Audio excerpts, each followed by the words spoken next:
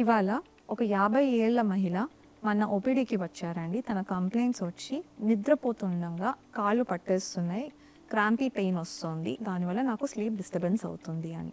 నిద్రలో కాళ్ళు ఎందుకు పట్టేస్తాయి? ఈ టాపిక్ గురించి ఈ వీడియోలో మనం తెలుసుకుందాం.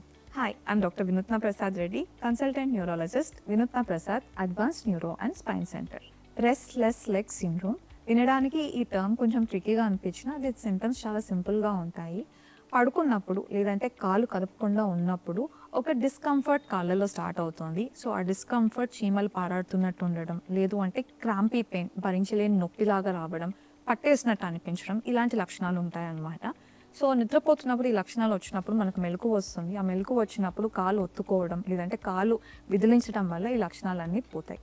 సో ఈ మెయిన్ సింటమ్స్ వల్ల చాలామంది ఫేస్ అవుతుంది ఏంటి అంటే స్లీప్ డిస్టర్బెన్స్.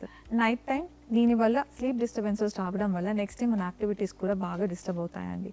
సో యూజువలీ ఈ సిండ్రోమ్ ఎందుకు వస్తుంది అంటే మెయిన్ కారణం ఐరన్ డెఫిషియన్సీ.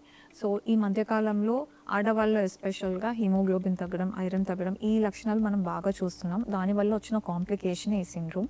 సెకండ్ ఇంపార్టెంట్ వచ్చి యాంటీహిస్టమిన్స్ ఎక్కువగా వాడడం, అంటే అలర్జిక్ కావచ్చు, లేదు అంటే జలుబుకి కావచ్చు, యాంటీహిస్టమిన్ డ్రగ్స్ ఎక్కువ వాడడం వల్ల ఈ సిండ్రోమ్ వచ్చే రిస్క్ ఉంటుంది.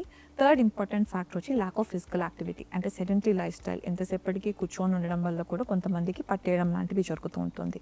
Fourth important is dehydration. So water content సరిగ్గా తీసుకోకపోవడం వల్ల కూడా ఇలాంటి లక్షణాలు కనిపిస్తాయి.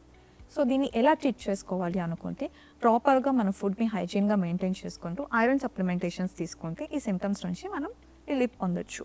ఈ లక్షణాలతో కనుక మీరు బాధపడుతున్నట్లయితే you can contact me at Vinutna Prasad advanced neuro and spine centre, Tirupati.